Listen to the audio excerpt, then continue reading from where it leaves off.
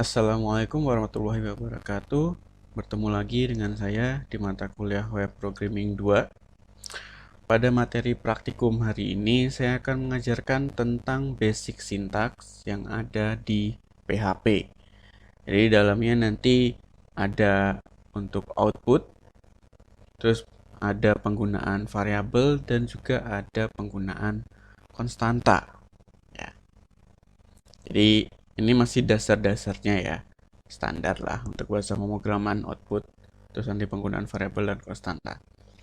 Oke, tanpa panjang lebar lagi, langsung saja kita mulai. Pertama-tama, silakan dibuka server kalian masing-masing, bisa WAMP atau SAMPP. Saya di sini menggunakan XAMPP Control Panel. Jadi silakan dibuka dulu aplikasinya. Jadi setiap kita mau mulai ngoding PHP, server ini wajib dibuka. Jadi wajib diaktifkan. Nah, jadi tampilannya seperti ini untuk SAMPP. Nah, yang wajib diaktifkan itu ada dua, Apache dan MySQL. Apache ini untuk servernya sendiri dan MySQL ini untuk server database. Ya, jadi nanti kalau kita udah bermain dengan database wajib diaktifkan. Tapi kalau belum bermain dengan database ini masih opsional. Tapi biasanya saya langsung aktifkan dua-duanya aja. Jadi nanti klik start. Nah, ini baru benar berjalan ketika statusnya ini udah running nih. Ada keterangan di bawah dan portsnya udah muncul. Nah, ini portnya. Ini untuk SSL yang amannya. Nah, yang ini untuk standar. Nah, ini port biasa MySQL cuma satu. Nah, biasanya kalian juga kemungkinan besar kalau punya VMware atau punya Skype atau aplikasi internet lainnya, biasanya secara default port dari si XAMPP ini menggunakan 80, 80 dan kalau nggak salah 149 defaultnya ya. Defaultnya seperti itu. Tapi ini bisa kita ubah. Kenapa kita ubah? Karena misalnya nih saya ubah ke defaultnya 149 ya. Nih. Kita kebaca enggak? Coba kita start Apache-nya. Sekali lagi ini config untuk Apache-nya saya ganti portnya jadi 8080 ya. Sebelumnya tadi 149 114. Kalau kita start, oh dia masih. Kalau masih seperti ini belum ganti portnya, kalian buka filenya yang di sini config httpd.conf. Nah, nanti akan kebuka notepad seperti ini. Kalian bisa searching port yang tadi secara default udah ada. Misalkan 149 114 karena emang udah saya rubah. Nah, listen ini diganti ke 8080. Jangan pakai tanda kutip.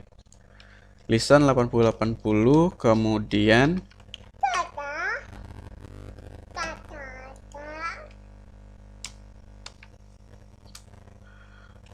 terus setelah yang listen tadi kita search lagi 149 114 ketemu ini server name localhost 149 114.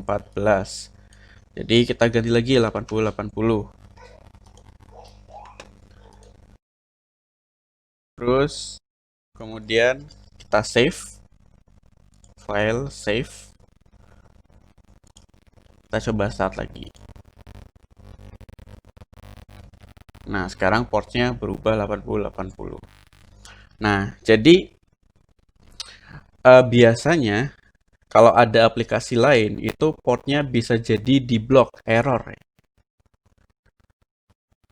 Jadi banyak kejadian port ini Apache-nya gagal running atau MySQL-nya gagal running karena portnya itu di blok.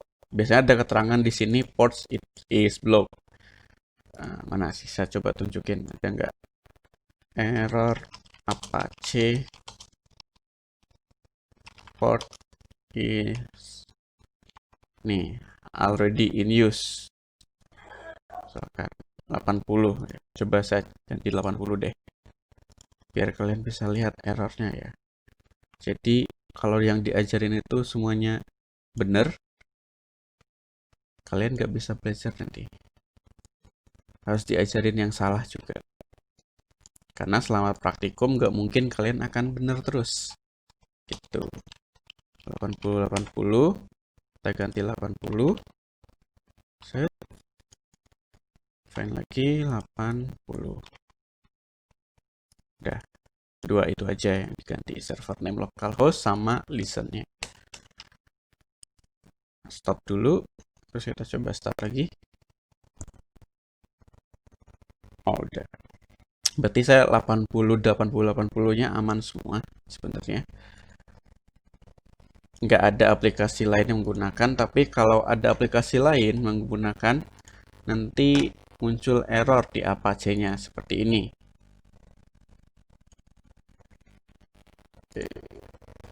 Nah, nih. Kelihatan nggak ya? Nah, kayak gini.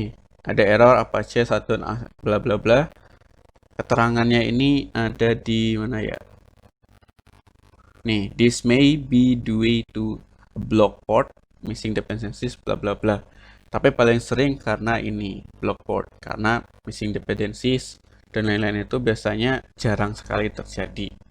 Kecuali kalian pakai aplikasi yang portable ya. Ada library dari si XAMPP-nya itu belum keinstall. Jadi paling sering block port. Nah, cara perbaikannya seperti itu. Jadi di config kita ubah dulu portnya apa. Saya kembalikan lagi misal 149 114 di save. Nah, jadi setelah portnya ini di save, kalian ubah juga di file httpd-nya. Jadi bisa langsung dua-duanya. Ini isinya sama, httpd.conf sama ssl.conf. Ini isinya sama. Jadi httpd.conf kita cari, nanti isi filenya di bagian listen.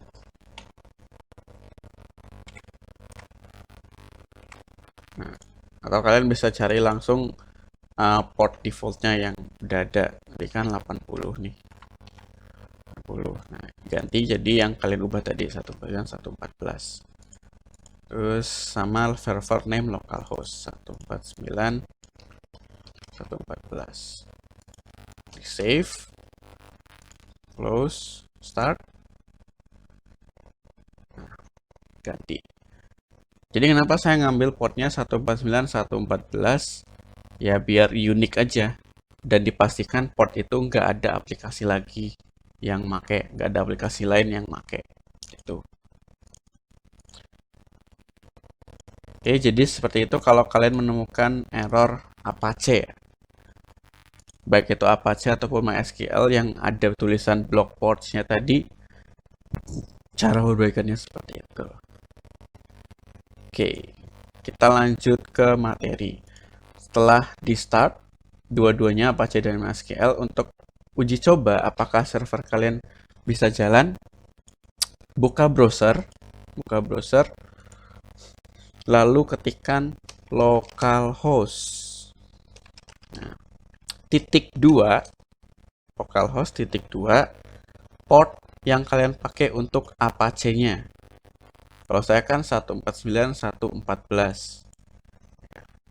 149 114 portnya. Terus tekan enter. Nah, biasanya muncul seperti ini, index of bla bla bla. Kalau tidak ada index.php-nya di sini. Nah, ini foldernya di mana? Sebenarnya ini isinya di mana diceknya?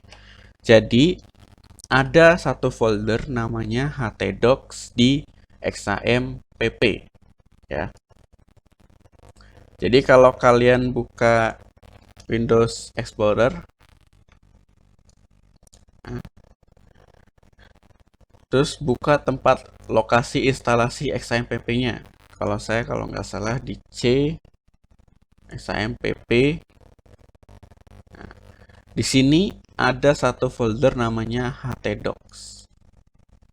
Nah, jadi localhost itu akan membaca semua isi file yang ada di dalam htdocs. Mau kalian pakai Windows, mau kalian pakai Linux atau yang lain, kalau kalian pakai aplikasi XAMPP atau kebanyakan server lainnya, itu biasanya menggunakan folder yang namanya htdocs. Nah, jadi isi dari si localhost ini adalah isi dari folder htdocs. Kita cek ya, ada kode igniter, ada pw amikom pw1 toko, ada, terus api cek resi, ada, dan seterusnya. Kenapa muncul seperti ini? Bukan halaman webnya, karena di sini tidak ada file index.php atau index.html. Misalkan kita kalau mau dimunculkan halaman webnya, kita bisa create new. Ini cuma aja ya, nggak usah diikutin. Cuma pengetahuan saja. Jadi ketika kita memanggil web, sama pasti kalian udah pelajari juga di web 1 kemarin, yang dipanggil pertama kali adalah file index ya. Bisa itu index.php atau index.html. Saya akan coba buat index.php.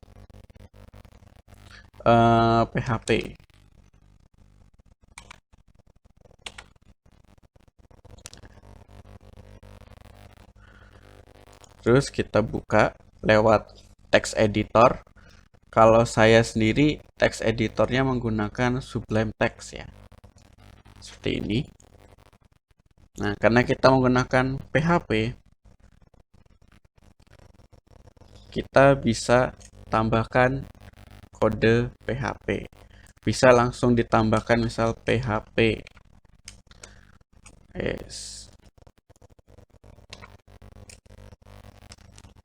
PHP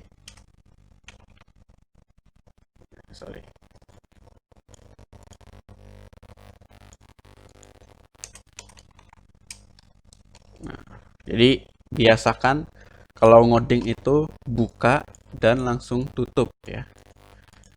Buka, tutup. Jadi pembukaannya PHP ini, tutupnya ini. Jadi kalau dalam file ditemukan kode ini akan diinterpretasikan bahwa di dalamnya adalah kode PHP. Jadi si browser itu akan menjalankan sebagai kode PHP. Nah, untuk output kita bisa menggunakan echo spasi tanda petik jika string. Bisa petik 2, bisa juga petik 1. Ya. Misal sini kita akan menggunakan petik 1 dulu. Echo ini localhost misalkan. Di save. Nah, kita udah buat file index.php. Kalau kita reload, harusnya yang dibaca adalah file index.php ini. Coba kita reload. Nah, sekarang yang kebaca adalah ini localhost, bukan list file atau list folder lagi. Ya. Kenapa kok ditampilkan apa namanya? Nggak apa-apa ditampilkan si folder atau teksnya atau isi filenya. Jangan ya, jangan ditampilkan karena itu mencangkut masalah keamanan. Ya. Jadi kita tidak ingin orang lain mengetahui isi file dalam server kita. Kalau orang tahu struktur folder atau struktur isi filenya, akan lebih mudah untuk dihack. Ya. Akan lebih mudah untuk disusupi backdoor seperti itu. Oke, jadi itu untuk pengaksesan localhost. Jadi sekali lagi localhost /2 portnya apa? Nanti biasanya di sini ada tambahan slash nama folder slash lagi nama file .php kalau pakai PHP atau .html kalau HTML. Nah, biasanya nanti kita akan menggunakan .php. Standarnya seperti ini. Nama folder, nama file. Atau kita misal langsung manggil di sini index.php, yaitu nama filenya. Kalian udah belajar tentang struktur folder dan file ya di HTML kemarin di web 1. Nah, jadi karena ini localhost di sini, langsung kita panggil aja file index.php-nya. Nah, hasilnya sama. Di cara pemanggilannya seperti itu.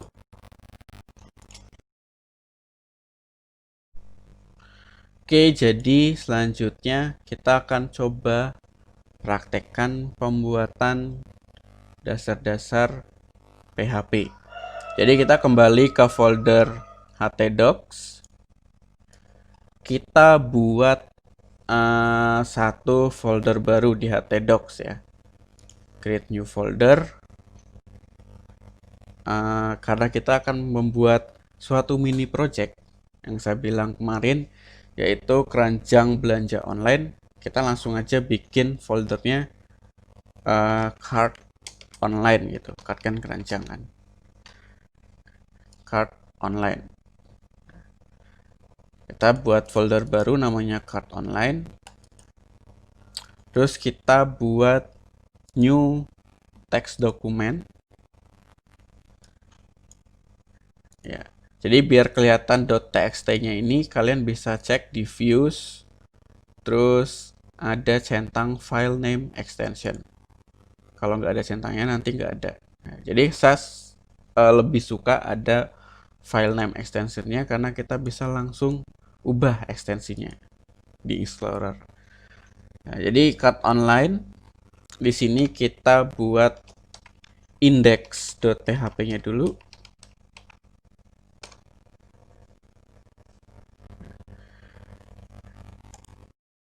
PHP di cart online. Terus kita buka. Nah, kemarin saya cerita kalau PHP itu digabungkan dengan HTML. Jadi kita bisa buat dulu file HTML-nya.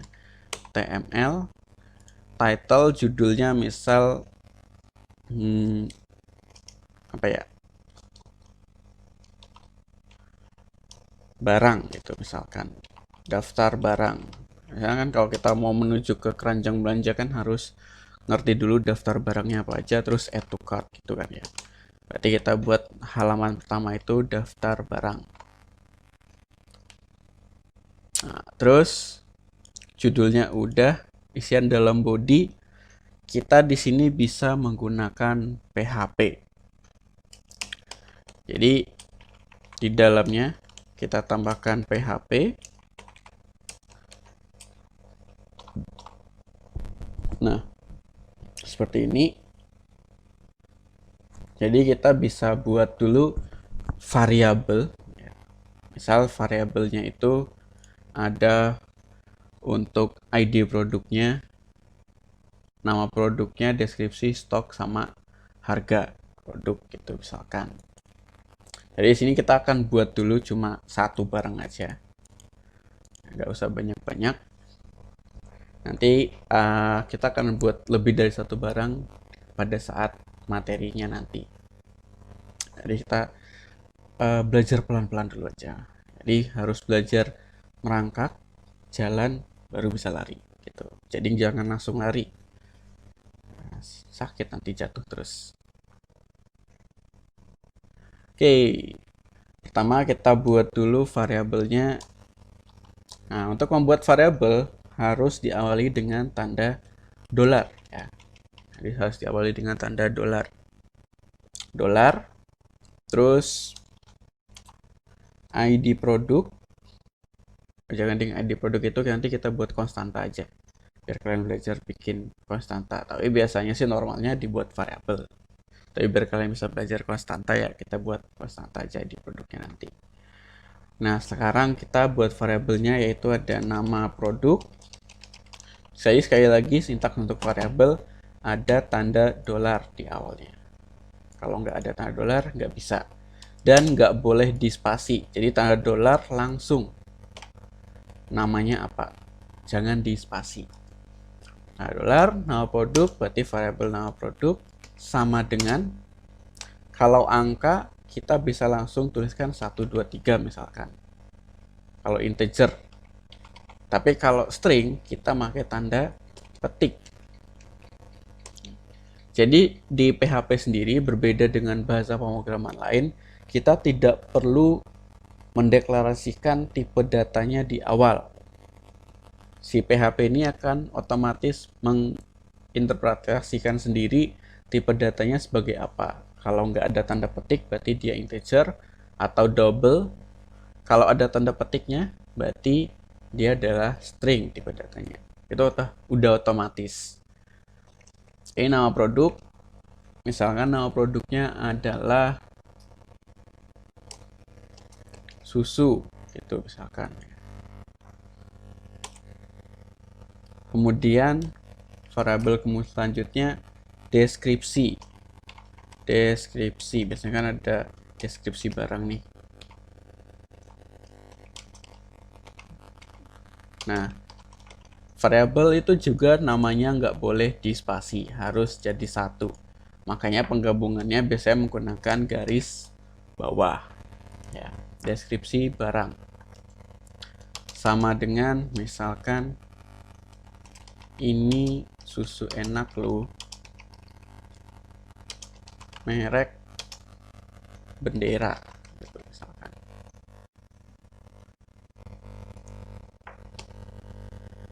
Nah, pastikan setiap baris kode itu diakhiri dengan titik koma.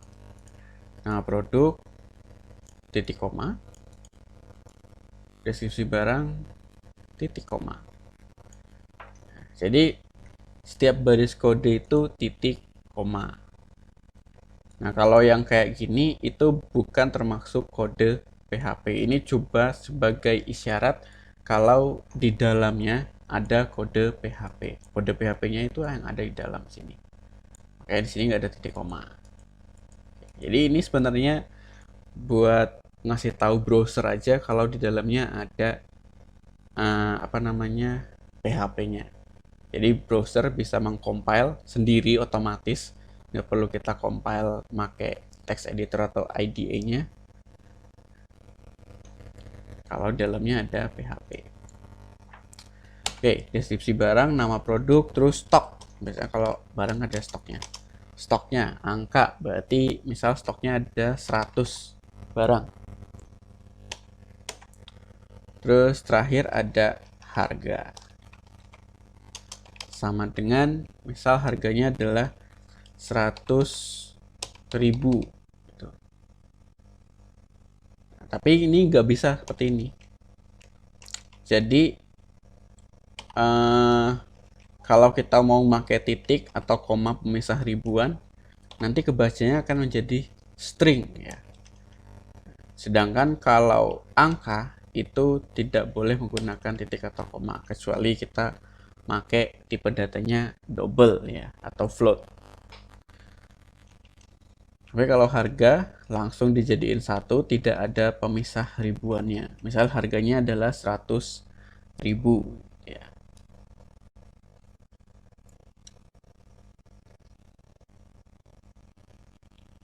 Oke, di save, kemudian kita define konstanta. Konstanta itu kita menggunakan define. Nah, terus nama konstantanya apa? Namanya misalkan ID produk. Terus isiannya yaitu misal ID produknya 1, 2, 3. Integer ID produk. Nanti kalian akan belajar konsep ID itu di database ya. Nah, ini sebagai permulaan aja. Jadi ID itu seperti suatu tanda pengenal kayak kita NIK, NIM, dan lain-lain yang bersifat unik. Jadi ID itu harus unik, nggak boleh sama antara ID, misal sini ID barang satu dengan ID barang lain. Kenapa harus unik? Nah, karena segala macam proses pemrosesan di sistem itu harus jelas identitasnya. Ya, jadi kita misal mau beli, mau add to cart atau masukkan ke keranjang belanja barang susu, kan di sistem nggak ngerti susu itu yang mana. Nah, makanya biar dia ngerti harus diberikan identitas. Nah, identitasnya itu menggunakan konsep ID. Jadi harus unik. Jadi kita ngasih tahu susu, oke, dia yang memiliki ID produk 1, 2, 3. Nah, sistem baru ngerti, oh ya unik. Sebenarnya susu juga bisa, tapi masalahnya kan bisa jadi di dalam sistem itu ada lebih dari satu nama produk yang namanya susu. Jadi sebenarnya bisa-bisa aja semuanya ini jadi identitas unik. Tapi masalahnya sebagai variabel ini dipastikan dulu mereka bisa unik atau enggak. Kalau nama produk kan dia nggak bisa unik tuh. Bisa jadi nama produknya sama lebih dari satu produk. Deskripsi barang juga bisa jadi lebih dari satu sama. Stok apalagi kan nggak mungkin stoknya beda-beda. Harga apalagi kan di dalam suatu produk mesti ada harga yang sama gitu. Susu 100.000, terus misalkan Nutrisari itu 100.000 bandelnya, jadi bisa jadi sama, tapi yang pasti unik itu konsep ID. Nah, gitu. Nanti akan belajar lebih lanjut di database itu harusnya. Oke, jadi ini untuk variabel seperti ini menggunakan tanda dolar. Terus kalau konstanta menggunakan define. Jadi kalau kita udah define seperti ini, udah nggak bisa diubah-ubah nilainya. Nggak bisa di set ulang. Jadi kalau kita manggil ID produk, otomatis yang teroutput adalah 1, 2, 3. Seperti itu.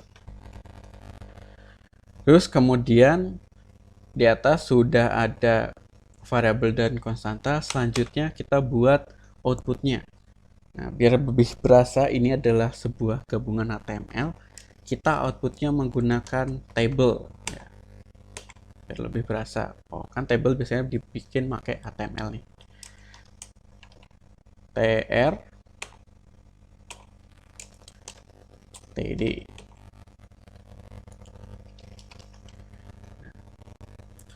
Jadi ada ID produk,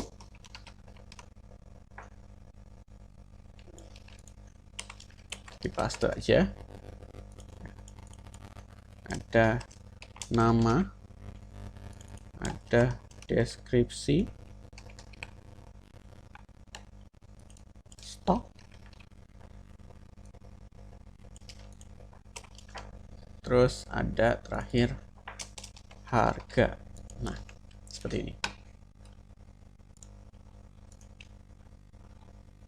ID, nama, deskripsi, stok, dan harga.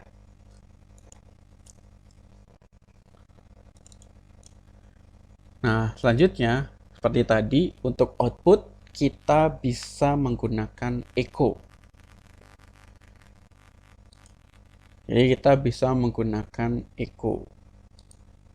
Jadi di dalam TD yang satu ini, misal kita pakai PHP echo ID produk, untuk memanggil konstanta kita langsung memanggil nama konstantanya, yaitu echo ID produk. Koma. Kemudian echo, nah kalau mau memanggil variabel harus lengkap. dengan tanda dolarnya. Ya. Jadi kalau konstanta cukup nama konstantanya aja, tapi kalau variabel harus lengkap dengan dengan tanda dolarnya.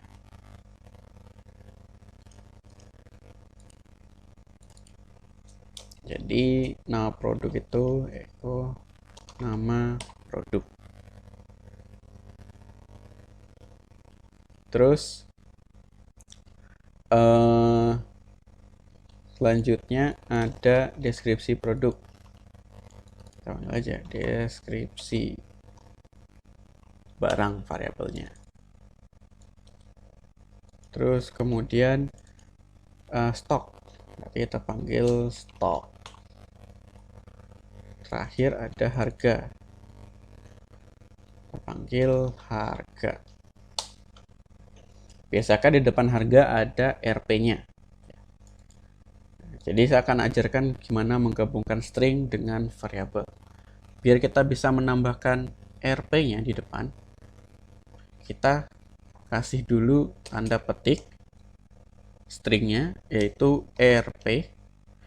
Lalu di antara string dengan variabel, nah ini stringnya, dan ini variabelnya, dipisah dengan tanda titik, digabungkan dengan tanda titik. Jadi nanti hitungannya outputnya adalah digabung. Ada RP, ini ada spasinya ini, oh nggak ada ya, RP spasi,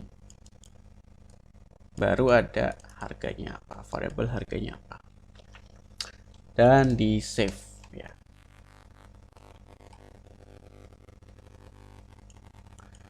Kalau kita reload,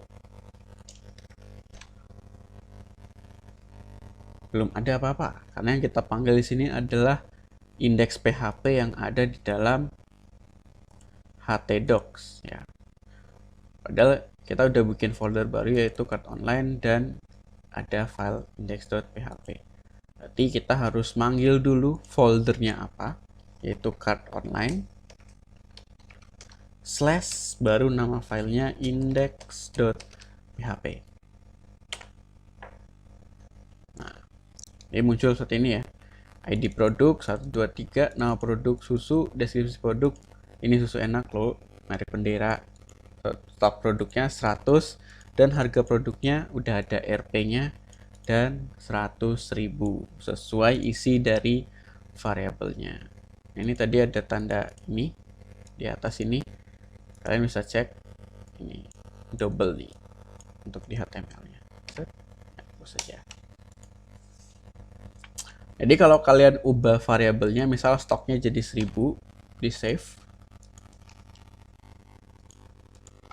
Kalau kita reload, dia otomatis juga jadi 1000 stok produknya.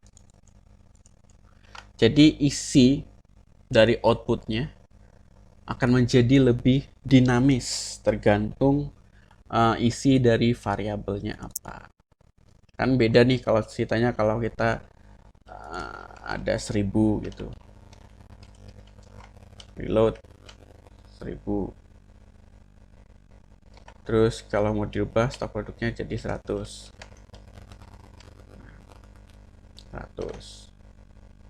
Nggak apa-apa kalau cuma satu. Gimana kalau ada 100 produk, terus stoknya itu bakal berubah-ubah secara dinamis, ya pegel tangan kita kalau kita ngubah satu-satu ya. Nah kalau pakai variabel, kita nanti bisa pakai bantuan perulangan misalkan, kalau ada lebih dari satu, jadi lebih dinamis dan lebih enak. Nah seperti itu. Dan alasan lain lagi, nanti dengan bantuan variabel kita bisa lebih mudah menampung data dari database. Tapi itu akan kita pelajari nanti setelah UTS ya, setelah kalian punya cukup dasar-dasar untuk database. Seperti itu. Jadi intinya untuk pemanggilan variabel pakai tanda dolar. Terus kalau dia string pakai tanda petik 1 atau petik 2. Kalau dia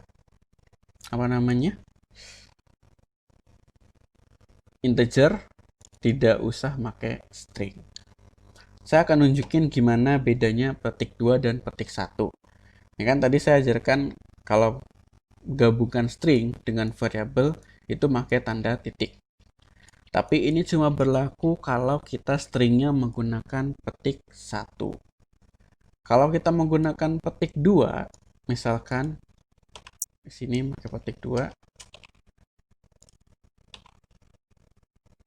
petik 2. Nah, kalau kita pakai petik 2, ini akan otomatis diinterpretasikan.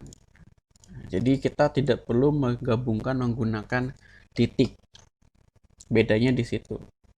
Jadi kalau dia sebagai variabel, dia tidak mengoutputkan sebagai nama variabelnya, tapi langsung value atau isi nilai dari variabelnya. Kita coba ya, save ini, kita pakai tanda petik 2, reload. Nah, outputnya sama. Dia langsung jadi isi variabelnya apa. Bandingkan jika kita menggunakan petik 1 tanpa menggunakan tanda petik 2. RP $, harga. Yang di-outputkan adalah RP $, harga. Jadi yang di-outputkan ya sesuai dengan apa yang ada di dalam sini. Tapi kalau kita tanda petik 2, yang di-outputkan kalau ada tanda variabel depannya itu akan dicari nama mana variabelnya, nilainya apa. Gitu ya. Oke. Itu untuk penggunaan variabel, konstanta, dan output. Ini masih sederhana. Ini tabelnya biar lebih kelihatan. Tabel kita kasih border deh. Bordernya 1 misalkan. Nah, biar kelihatan. Nah, kita outputnya bisa menggunakan echo, terus variabel dan konstanta bisa seperti ini. Kalau kita memanggil variabel itu echo spasi nama variabelnya apa harus lengkap dengan tanda $. Kalau konstanta echo nama konstantanya apa. Tapi ada cara lebih cepat. Kalau isi kode PHP kita cuma echo, cuma output, itu kita tidak perlu panjang-panjang menulis PHP echo bla bla bla. Kita bisa lebih singkat menggunakan ini, sama dengan. Jadi tanda kurang dari, tanda tanya sama dengan nama produknya apa, nama variabelnya apa, atau stringnya apa, baru tanda tanya lebih dari. Ini sama halnya dengan tadi. Jadi ini sebenarnya sama dengan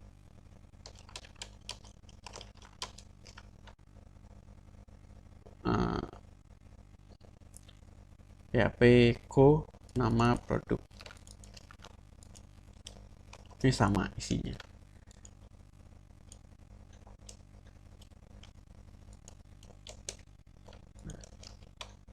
Ini sama. Jadi pakai sama dengan. Kita coba cek apakah benar sama. Nah, benar ya. Jadi untuk cara singkatnya biar nggak panjang kayak gini kodenya, bisa langsung echo dan PHP-nya diganti sama dengan. Catatannya, isi kode PHP-nya cuma echo. Isinya cuma echo. Kalau isinya ada banyak seperti ini, ada echo-nya, terus nanti ada deklarasi variabel, deklarasi konstanta, itu tidak bisa menggunakan ini. Seperti itu ya. Jadi kalau hanya echo saja. Oke. Semoga bisa dimengerti. Oke, terakhir saya akan menunjukkan gimana kalau ada error. Ya, error yang biasa terjadi di pemanggilan variabel atau konstanta. Yang pertama, errornya adalah typo biasanya. Jadi, misal nama variabelnya nama produk, tapi ketika kita pemanggilannya jadinya NMA produk ini. Tapi kan kita nggak nyadar nih, kita ngetiknya NMA produk. Kita udah save, reload. Nah, nanti akan muncul notice. Jadi aplikasi PHP-nya atau pemrograman PHP-nya tetap jalan, cuman ada notice error ya. Undefined variable NMA produk. Berarti ada variabel yang tidak teridentifikasi, yaitu NMA produk. Di file ini c bla bla bla index.php, jadi kita bisa langsung cari filenya mana yang error di baris 24. Jadi 24 barisnya ini ada variabel NMA produk. Terus kita cek di atas, oh namanya nama produk. Untuk menghindari typo, saya paling suka itu copy paste ya. Jadi di copy variabelnya apa, terus di paste nama produk, save, reload. Sekarang errornya hilang seperti itu.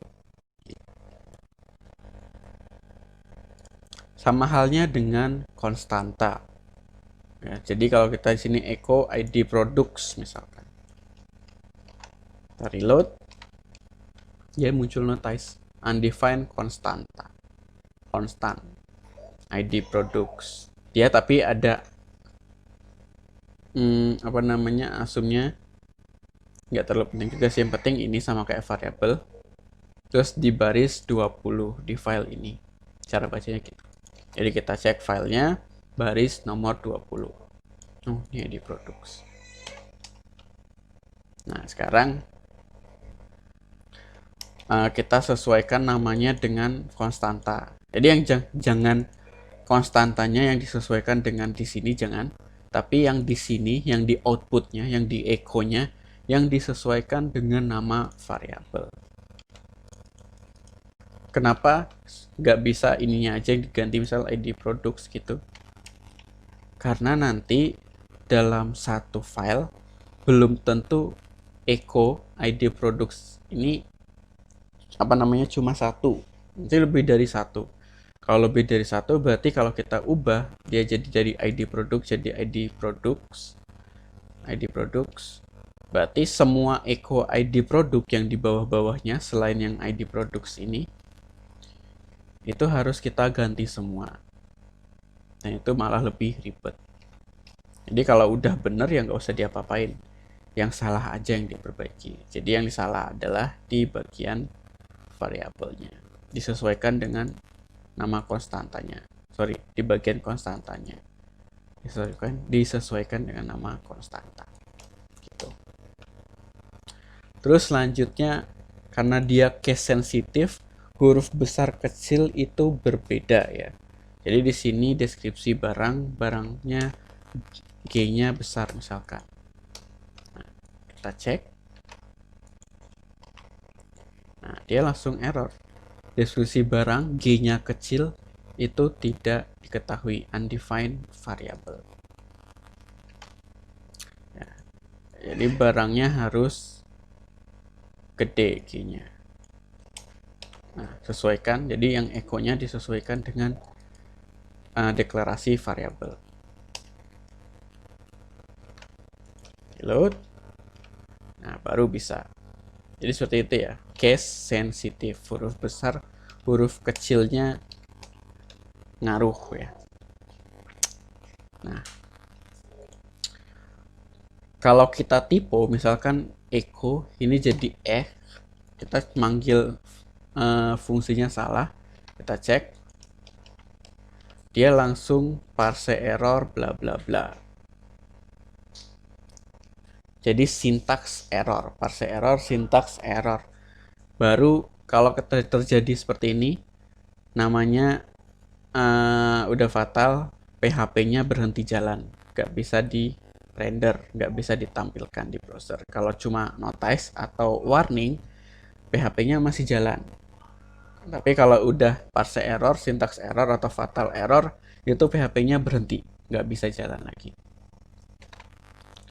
Nah, jadi sintaks error berarti ada fungsinya atau sintaksnya yang salah. Jadi bisa jadi echo-nya. Ini kan tadi dia di line nomor 20 kita cek, oh harusnya echo gitu. Jadi beneran kayak gitu. Kita harus cek dulu di barisnya kira-kira ada errornya apa. Kalau sintaks error emang kayak kita menebak-nebak sih. Ini errornya sebelah mana. Soalnya dia nggak ngasih tahu fungsi mana yang salah. Dia cuma ngertinya sintaks error. Sama halnya kayak kita misal di sini kurang titik koma, stok sama dengan 100, terus kita langsung enter harga sama dengan 100.000. Kalau kita reload, dia sama sintaks error unexpected harga. Jadi kalau unexpected harga, kita harus cek setelah harganya di sekitar harga ini, bisa setelah, bisa sebelum. Tapi paling sering terjadi kalau unexpected itu sebelum. Karena tiba-tiba ada harga, unexpected kan maksudnya gitu. Tiba-tiba ada harga, nggak ada perkenalan, nggak ada gimana-gimana gitu. Nah, jadi kita bisa cek sebelum harga. Oh, sebelum harga ini si stoknya nggak ada titik koma. Jadi dia nggak bilang kurang titik koma atau gimana. Tapi biasanya ada beberapa error juga kalau kita kurang titik koma dia ngasih tahu. Tapi kalau sintaks error biasanya dia nggak ngasih tahu. Paling maksimal seperti ini, unexpected. Jadi kita bisa cek di bagian mananya yang error. Oh, sekitar harga. Berarti bisa dicek di sini. Terus ternyata adalah kurang titik koma sebelum ada harga. Yaitu setelah stok ini harusnya ada titik koma dulu. Titik komanya kalau di sini bisa atau enggak? Kita cek. Tetap bisa. Jadi intinya selama setelah stok ini ada titik koma, baru variabel lagi itu tetap bisa. Mau setelah enter, mau sebelum enter, sama saja. Tapi biar rapi ya tetap aja kan setelah deklarasi variabelnya baru titik koma. Jadi itu error-error yang sering terjadi. Ini sangat mendasar sekali, tapi rata-rata mahasiswa bingung cara perbaikannya gimana. Dikit-dikit manggil asisten dulu ya ketika praktikum, dikit-dikit manggil asisten, dikit-dikit manggil dosen. Padahal errornya cuma sintaks error, cuma typo, cuma kurang titik koma, salah manggil fungsi echo, dan seterusnya. Halnya error-errornya simple. Nah, jadi saya ajarkan gimana kalau kalian terjadi error dan gimana cara perbaikannya. Seperti itu. Oke.